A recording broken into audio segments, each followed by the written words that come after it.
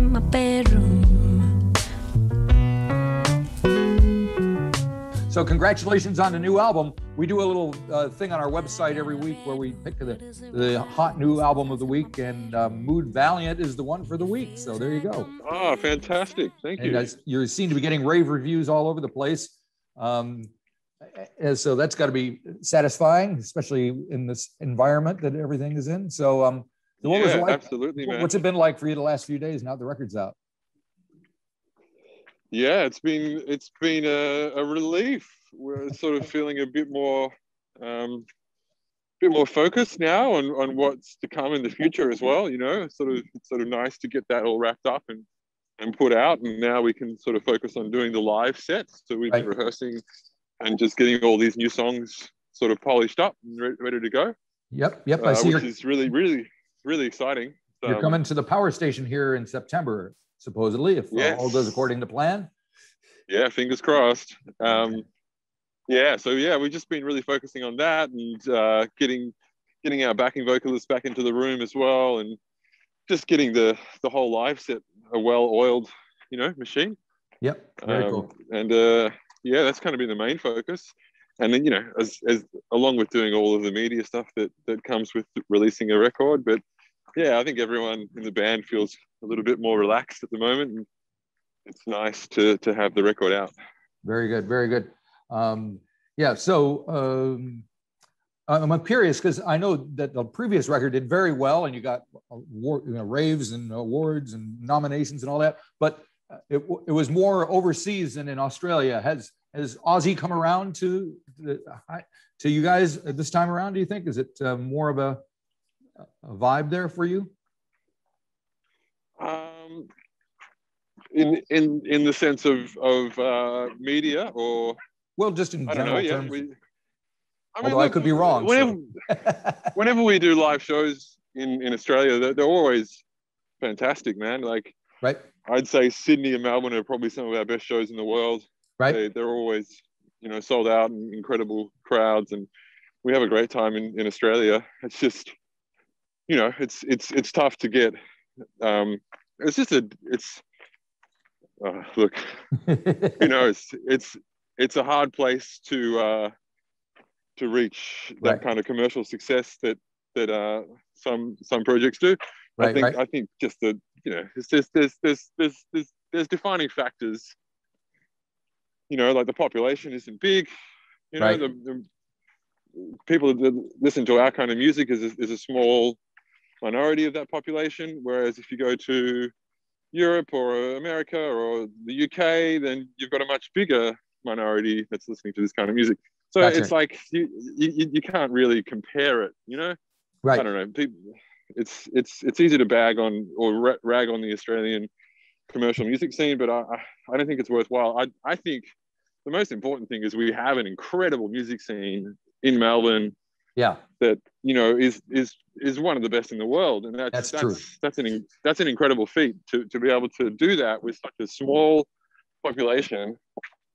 Is an incredible feat. Like, a lot of people come to Melbourne and just are blown away with what's happening here. Right.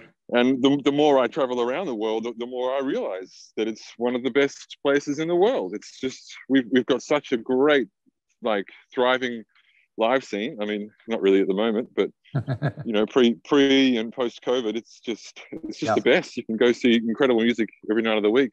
Absolutely. Melburnians are spoiled rotten. Right.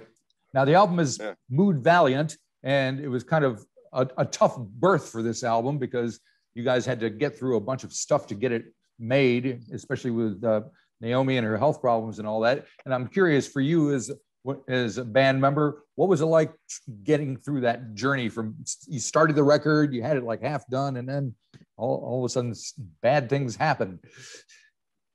Yeah. Well, look, I mean, ever since this band started, it's been a whirlwind, man. It's been a decade now, and that 6-year break, or not break, but that 6 years between records, it did not seem like 6 years. Right. It felt a lot quicker than that. I mean, after Choose dropped, we spent you know, 3 or 4 years on the road. It was, and that was didn't really allow us any time to work on a record. Every time we got home, everyone would just be gathering their mentality and then preparing for another trip, you know. So it's difficult to be doing all the things that need to be done for a band when you're just touring. But in saying that, we were able to get back, do some writing and recording sessions within that time. So the record was being worked on for a number of years. It was just in between other things that, you know, needed to be done. And in all honesty, with COVID in 2020, it just enabled us to be able to really finish it off.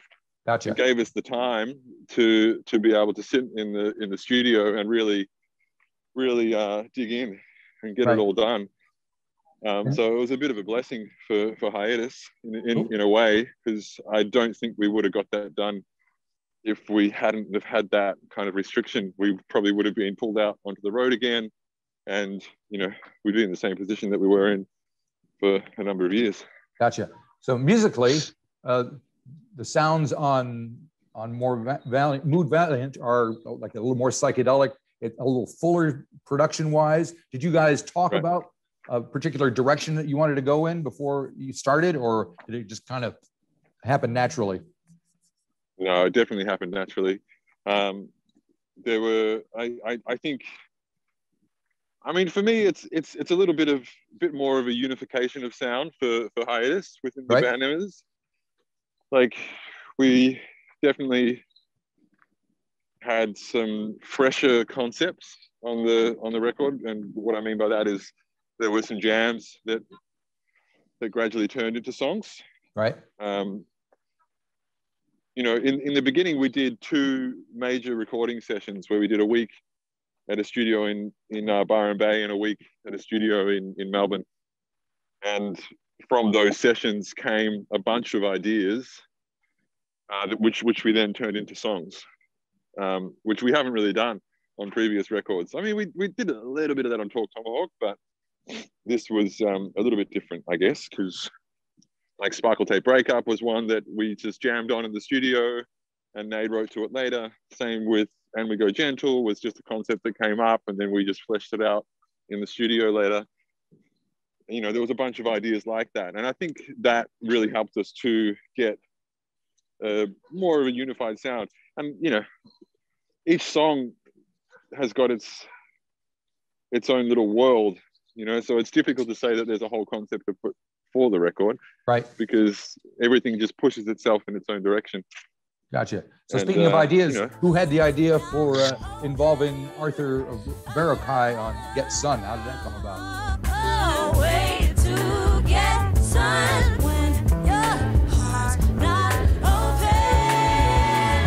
A way to get sun when your heart's not open.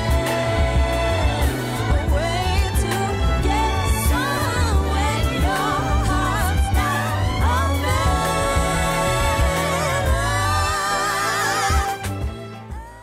Oh yeah, that was Nay. She thought about that and sort of brought it to the band, and yeah, that was one of the best trips I think we've ever done, going to South America to watch Arthur track those strings. It was an incredible time, and what an incredible artist, musician, human being. Right. Just a beautiful guy. Yeah. So you actually went to South America and hung with him. Yeah, man, we did 5 shows around South America to sort of to enable us to go to Rio to watch Arthur record that arrangement. Right. And consequently, when we were there, we ended up sort of staying in the studio for the rest of the night because he kind of wrapped up a bit early. And we were like, well, could we just book out the studio for the rest of the night? And we did. We ended up recording Stoner Lavender and wrote Red Room right in the studio. So it was ended up being better than we thought it could have been, I think. And I noticed, since it's a few days after the album has been released, there are reviews out I was reading one in The Guardian that they claimed that this was your most coherent work yet. And I wonder how you take that on board if you look at that like. Oh God, I don't know, man. I mean, it's the same when someone says, you know, what genre are you guys? I'm like, Right. oh man, I don't know, dude. Whatever you want us to be, you know. Yep. You figure it out. Right. So you say you're rehearsing for a live show. What can we expect from the live show when you do get here? What can we expect from the live show? Right. All the new stuff. So the whole record. The whole record? There'll probably be a couple of other songs that aren't on any record. Oh, cool. Because we like to sort of keep things a bit fresh for us as well. And there'll be some old stuff too, which will probably flip in some way or form. So, right. Yeah, the current record, new stuff that no one's heard, and then some old stuff that no one's heard played in that way. And speaking of not being or flipping it or playing in a different way, when this stuff that's on Mood Valiant hits the stage, do you guys have your way with them, or do you kind of stay true to the recorded versions? I think at the moment we'll stay reasonably true. I mean, there's always, you know, segues that happen between songs, which inevitably change the way that songs start or finish. Right. And that's just a natural transition that happens. You know, a couple of the songs like All the Words We Don't Say and Chivalry Is Not Dead and Slip Into Something, we've been playing those for a minute. So those will get kind of flipped in a way that we feel appropriate, but they're quite heavily composed songs, so they probably won't get flipped too much. Right. But you know, after you play them for a long time on the road, you sort of feel inclined to change them up a bit and keep them fresh for us as well. It's always really nice to not just play the same set every night. Right. So that's something that Hiatus likes to do, is just to sort of change it up as much as we can to keep us, you know, happy.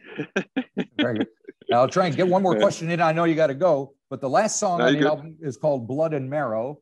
And just, I'm curious, production-wise, how you guys approach a track like that. It has a very cool intro with all sorts of things bubbling in and out before it kind of hits its groove. How did that? Right. How did you approach that? Yeah.